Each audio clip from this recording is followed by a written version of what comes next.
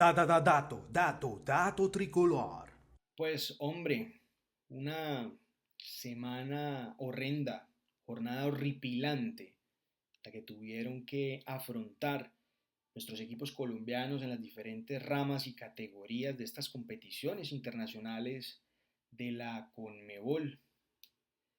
Para el análisis, hombre, no se cumplieron los objetivos a cabalidad, objetivos que volvemos a recalcar y que lo dijimos en programas anteriores, nos tomamos esa libertad desde Dato Tricolor de trazar unos objetivos logrables, dado a las coyunturas, a las formas de jugar, a las materias primas con las que cuentan estos equipos de fútbol y los rivales a los que tenían que enfrentar. ¿El objetivo cuál era? Clasificar a los octavos de final. En el caso de nuestro fútbol colombiano fue un objetivo a medias que solamente uno de los equipos logró, cumplió, puntualmente Atlético Nacional, y que como bien lo mencionamos, si tú eres el equipo campeón de tu país, si ganaste la Liga Nacional de tu país y por este medio te clasificaste a la Copa Libertadores de América de la siguiente edición, lo mínimo, lo mínimo que debes hacer es clasificar a los octavos de final, bien sea de primero o de segundo, así como lo hizo Atlético Nacional. En Argentina, por ejemplo, hagamos un análisis y un repaso de estos equipos que clasificaron a octavos de final. ¿Cuántos de ellos son campeones de sus respectivos países? Argentina clasificó a Vélez y a Estudiantes, campeones de sus respectivas ligas nacionales en Argentina. En Brasil clasificó Flamengo, campeón del Brasileirao. En Ecuador clasificó Liga de Quito. Por Paraguay clasificó el campeón del torneo Clausura, Libertad. En Perú clasificó Universitario de Deportes, campeón de la primera división de Perú.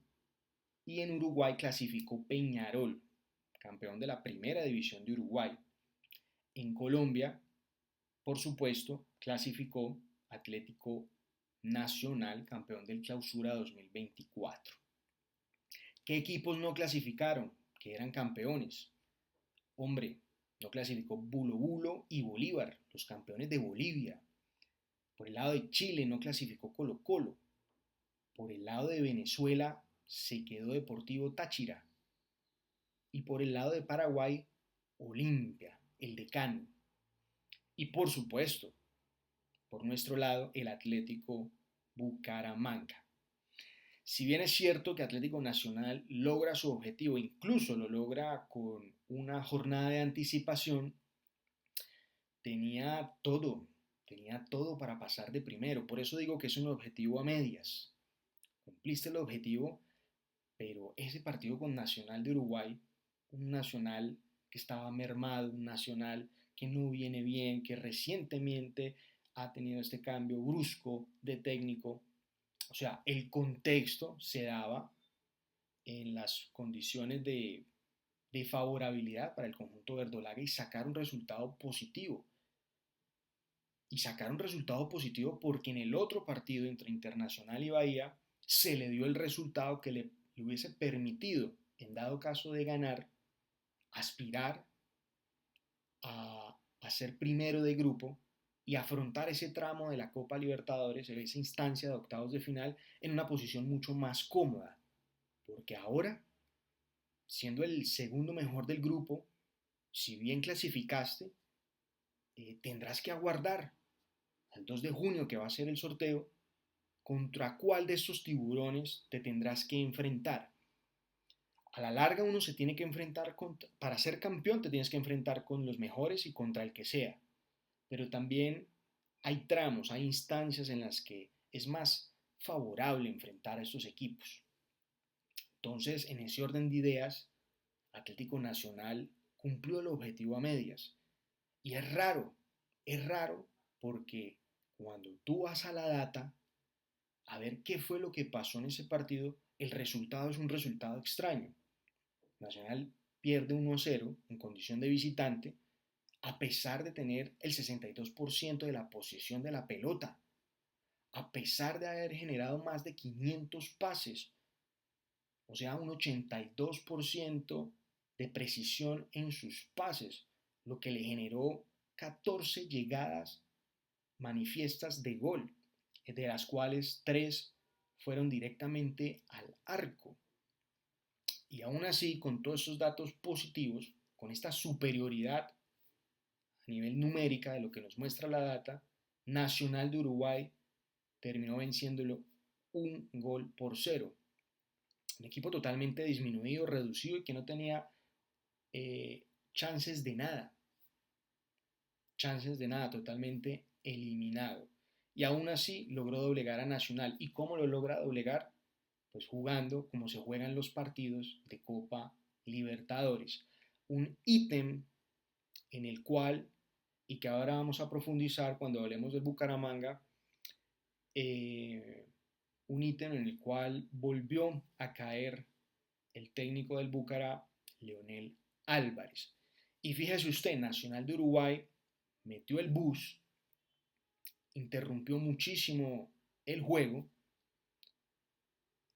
esperó a que el rival propusiera, porque con el paso de los minutos te vas desesperando y el rival poco a poco se empieza a abrir, empieza a generar estos espacios y Nacional, que te montó el bus atrás, lo único que tuvo que hacer es aguantar, esperar, contragolpear y generar opciones que fuesen de falta directa, tiros de esquina o en saques de banda, jugadas preparadas. Entonces, desde esa perspectiva hay que entender que esta competición se juega así. La gran mayoría de los equipos juegan así y los que saben interpretar este papel son los que a final de cuentas quedan campeones. Dicho esto, pasamos a lo acontecido anoche, el día de ayer, entre Colo-Colo y Atlético Bucaramanga. Leonel Álvarez volvió a caer en ese dilema. Se entiende que Leonel es un técnico que le gusta ir para adelante, le gusta jugar al fútbol y eso está muy bien. Eso está muy bien y eso hay que resaltarlo. Sin embargo, ¿a qué costo fue? ¿A qué costo? Nos preguntamos aquí en Dato Tricolor, porque primero puso su prestigio internacional como técnico en duda. Y esto se deja entrever con la data. 4 ediciones de Copa Libertadores ha disputado Leonel. 19 partidos jugados y en 19 partidos jugados no ha clasificado en ninguna de estas 4 ediciones a los octavos de final. En un partido que se presentaba con un contexto favorable para el Bucaramanga. ¿Por qué? Porque sobre el papel, el equipo que a pesar de que estuviese eliminado, a pesar de cualquier cosa, que tiene que salir a proponer es Colo-Colo por su estatus de campeón, porque es el campeón de Chile, por su estatus de haber sido ya campeón de la Copa Libertadores, entonces que lo convierte en este grupo de los grandes, de los gigantes de Sudamérica, y en ese orden de ideas era Colo-Colo quien tenía que salir a buscar el partido, como bien hizo en los primeros minutos. Hasta el minuto 8, minuto 9, una alta intensidad por parte de Colo-Colo y era ahí en donde Bucaramanga o a partir de ahí tenía que tomar las riendas de juego y entender que la desesperación la tenía el equipo rival. Y cuando la desesperación la tiene el equipo rival, ellos son los que son más propensos a equivocarse.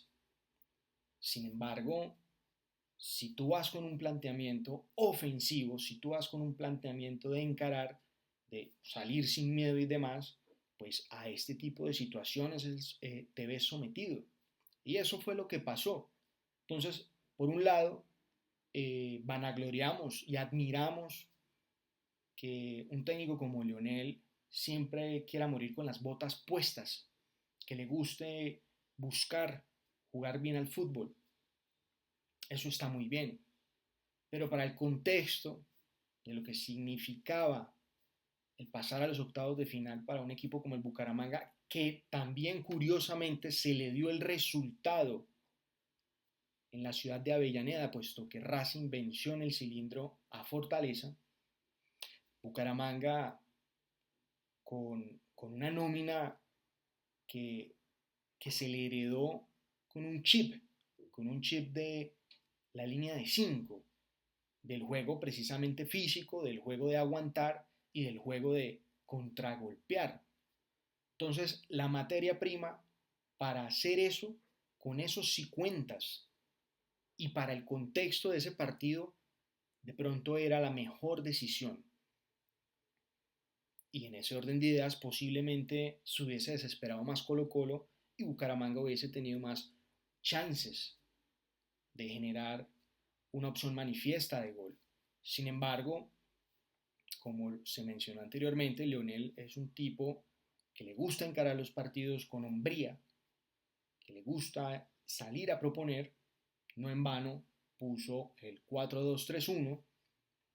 Ya sabemos que este tipo de táctica o de planteamiento implica un fútbol muy vertiginoso, un fútbol con mucha salida por banda, que inclusive le permite a los laterales jugar bien abiertos, o que cuando estos extremos se abran, entren por esa zona, por ese espacio que le están generando los extremos, y así acumular un gran número de jugadores y con ello pues abarcar la mayor cantidad de espacios y así poder marcar un gol. Pero se cometió ese error nuevamente y se cometieron varios errores también. Por ejemplo, el tema de los taches.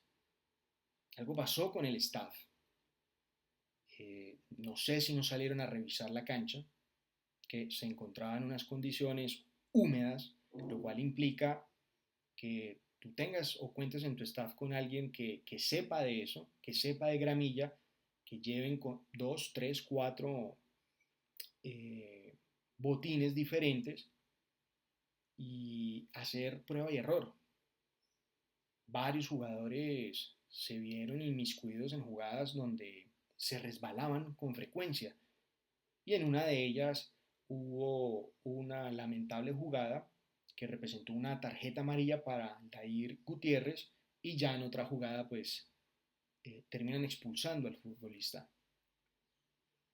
Entonces, en ese orden de ideas, entienden que este tipo de competiciones a veces hay que jugarlas más con frialdad, más con cierto apaciguamiento, y que en ciertos tramos del partido pues te puedes dar esas libertades de salir a proponer, de salir a atacar, porque todo depende de las materias primas que tengas, de los futbolistas con los que cuentes. Está claro que por el lado de Atlético Nacional faltan unas piezas importantes que ojalá en este mercado de fichajes logren encontrarlas, logren también retener a un par de jugadores, porque se le ve también a Nacional que depende mucho del juego de Cardona, o depende mucho de un futbolista con esas características. Y se le notó, y no en vano, pues a pesar de la cantidad de posesión de pelota, de las opciones generadas, pues no lograron marcar el gol. Y en el caso de Bucaramanga, pues no cuenta con las herramientas necesarias para desplegar el fútbol que su técnico desea. Bucaramanga termina sacando la barata porque, dado su contexto, eh, ganar, perder o empatar ya no importaba, dado que sigue con vida en las competiciones con Conmebol. Entonces, también entiendo que el partido se afrontó como con esa seguridad de, bueno, no importa lo que pase, salgamos a proponer, salgamos a jugar fútbol, y que pase lo que tenga que pasar, porque de igual manera estamos clasificados. Se entiende desde esa perspectiva, pero hombre, había un objetivo, porque tenías un contexto, que el Bucaramanga era el campeón nacional y como mínimo se esperaba o esperábamos que clasificara a los octavos de final. Y como bien mencioné anteriormente, pues esto, estos datos son reveladores. 19 partidos jugados, 4 ediciones, y en 4 Leonel no ha podido clasificar a un equipo a los octavos de final. Entonces se volvió al dilema cuando ya se había superado. Hombre, por Copa Sudamericana, por eso hice hincapié en lo de la semana tan horrenda, porque se dieron unos resultados muy malos para los equipos colombianos. Once Caldas también tenía la oportunidad de jugar a eso, jugar a esperar, a aguantar, esperar que el rival ponga, y Fluminense pues terminó pasándole por encima, marcándole 2 goles, lo cual no solamente representó una ventaja en cuanto a la cantidad de goles, sino también en la cantidad de puntos. Y Once Caldas, América y Bucaramanga terminan jugando los playoffs de Copa Sudamericana y con respirador artificial.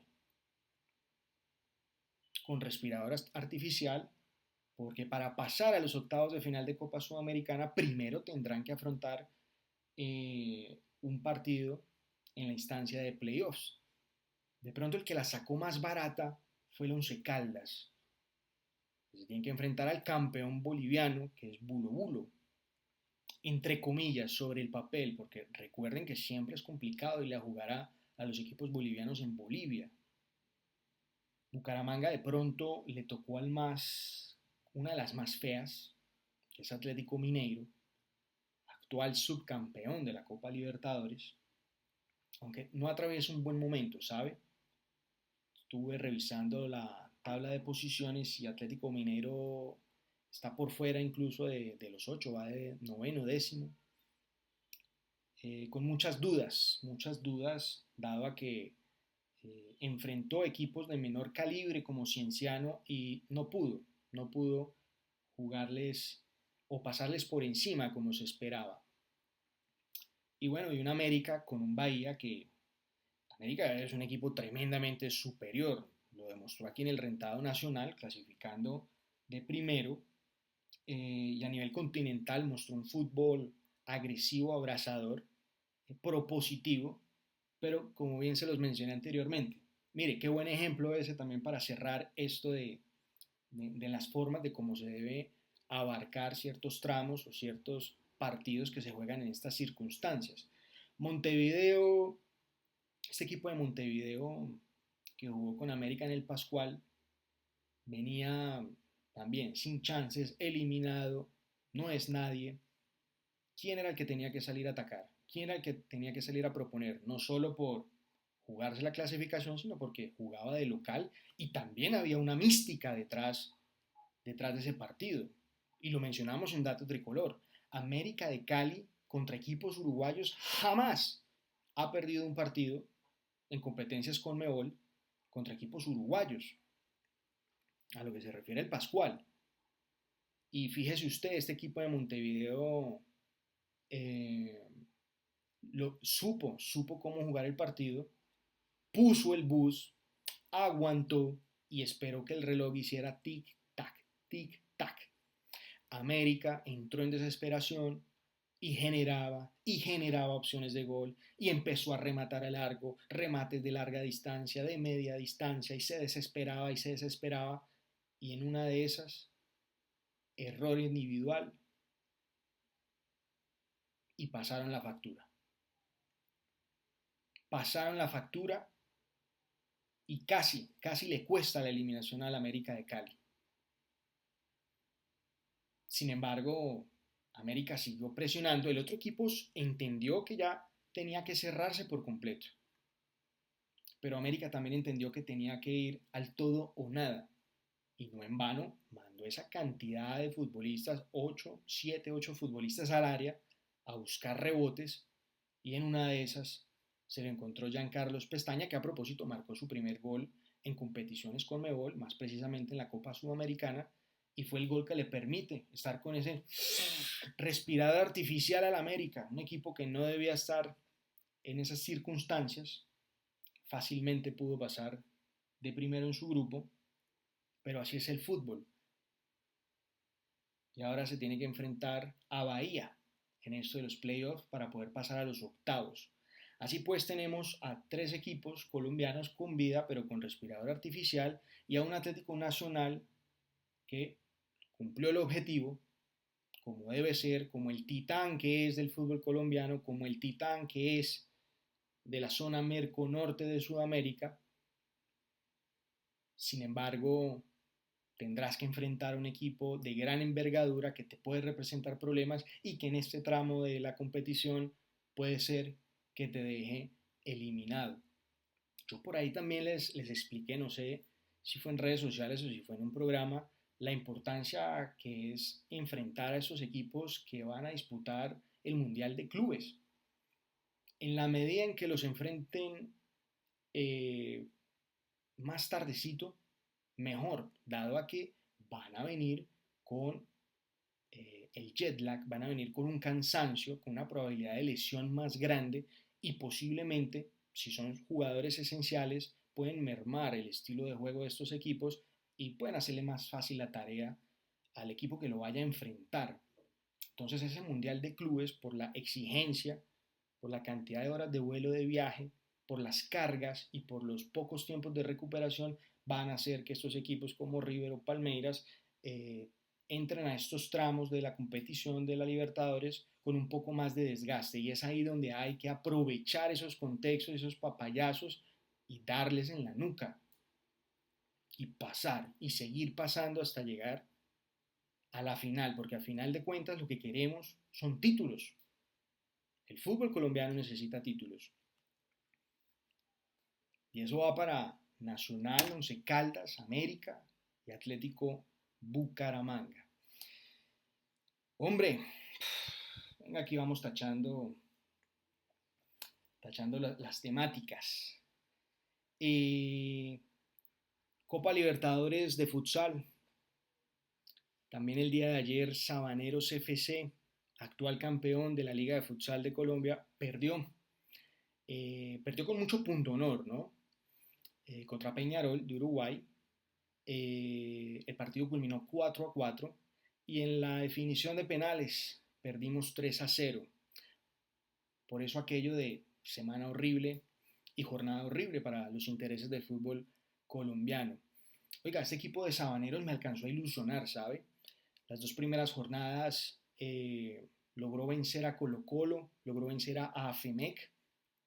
Con Colo Colo, bueno, extendió una racha de victorias frente a equipos chilenos en esta competición y contra los equipos paraguayos logró una victoria que desde el 2017 no se generaba. La última vez que había hecho o que un equipo colombiano había ganado fue el Real Antioquia. Contra FEMEC ya nos habíamos enfrentado con resultado de 2-2, si no estoy mal fue Alianza Plataneros quien enfrentó a este equipo y bueno, Sabaneros de Sincelejo logró vencer a FEMEC y se clasificaba a los cuartos de final de la Copa Conmebol Libertadores de futsal. Y hombre, una serie de resultados. Al principio nos daban a Magnus como nuestro rival en cuartos.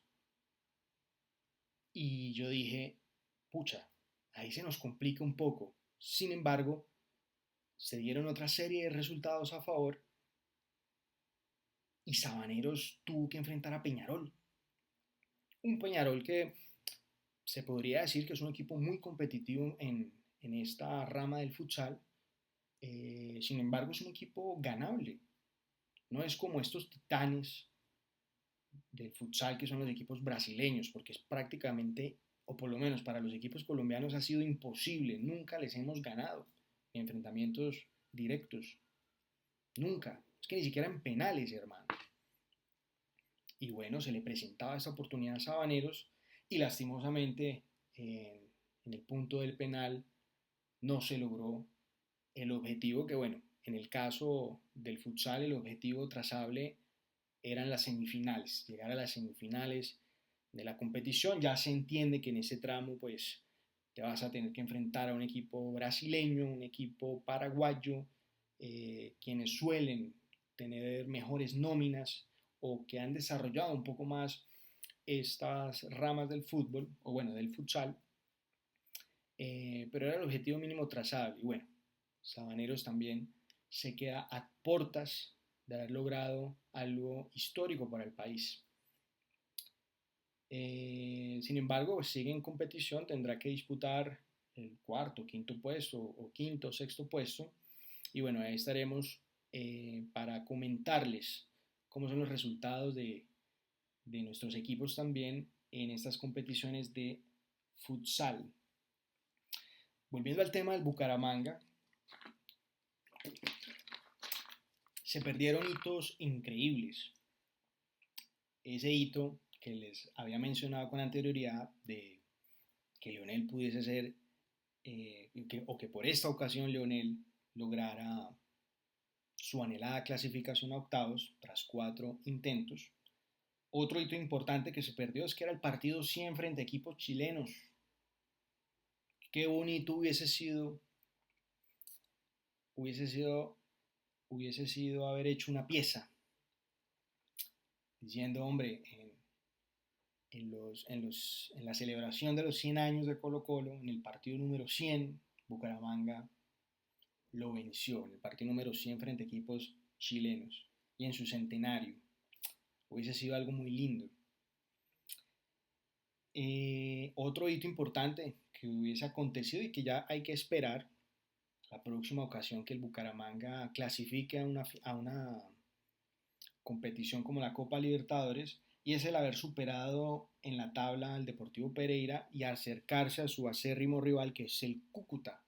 Porque si bien es cierto, Bucaramanga lo supera en la gran mayoría de rubros o de ítems, Bucaramanga en el plano internacional aún debe mucho. Y en ese orden de ideas ha demostrado más el Cúcuta Deportivo, llegó más lejos el Cúcuta Deportivo, jugó más partidos y ganó más partidos el Cúcuta Deportivo, y en competiciones internacionales, o a lo que competiciones internacionales se refiere, está claro que el Cúcuta es más grande que el Bucaramanga desde esa perspectiva. Bucaramanga solo cuenta con 13 puntos, el Cúcuta tiene 30. Imagínese usted, 17 puntos todavía para lograr igualarlo y 18 puntos para lograr superarlo. Con Pereira quedó igualado en 13 puntos, y por una cuestión de goles, de diferencia de goles, Pereira lo sigue superando. ¿Y por qué digo todo eso? Porque a la larga, en las discusiones de qué no, en las discusiones sobre qué equipo es más grande que otro, estos ítems hay que tenerlos en cuenta, no solamente los enfrentamientos, los historiales entre sí, la cantidad de partidos ganados, la cantidad de descensos o de ascensos, si tiene torneo internacional, si no lo tiene, si cuenta con finales, títulos nacionales, copas, no, se tiene en cuenta todo, todo para hacer un balance más equitativo y más acercado a la verdad. Entonces, hay que ponerse las pilas, como dirían por ahí, tanto Pereira, Cúcuta y Bucaramanga en esa pelea para llegar a ser considerados uno de los más grandes en su región, o uno de los más grandes en su país, o inclusive uno de los más grandes entre los equipos tradicionales. Porque equipos chicos no son, los equipos chicos son otros. El rótulo legal de estos equipos es tradicionales. Oiga, otra cosa que quería resaltar es que parece ser que ahora Jorge Almirón encontró la fórmula para competirle a los técnicos colombianos. Los ha enfrentado 6 veces, 3 empates y 3 victorias. Eso le cae de perlas. Le cae de perlas enfrentarse equipos colombianos a el señor Jorge Almirón, que se veía en una situación bastante apremiante, agobiante, y bueno, sus muchachos lo respaldaron con un 4-1 en el Torneo Nacional de Chile, y el día de ayer pues con la victoria frente a Bucaramanga. A grosso modo, hacer la reflexión de trazarnos siempre objetivos a corto, mediano y largo plazo, tratar de entender los contextos y capitalizar esos contextos y sacarle el máximo provecho. Desde Dato Tricolor siempre expresamos nuestro apoyo. Cada dato que damos aquí no es en aras de generar algún tipo de ambiente destructivo, sino al contrario, de demostrar con datos, con fútbol, con lo que se ve, que siempre se puede tender a mejorar para sacar los mejores resultados posibles y traer gloria a territorio colombiano. Esto ha sido todo por hoy. Los invito a que me dejen sus comentarios al respecto. Constantemente estamos subiendo contenido en nuestras redes sociales. Entre hoy y mañana creo que estaré subiendo un pequeño análisis que hice porque veo que nadie más lo tiene. En cuanto a fútbol colombiano y Copa Libertadores se refiere, ¿no?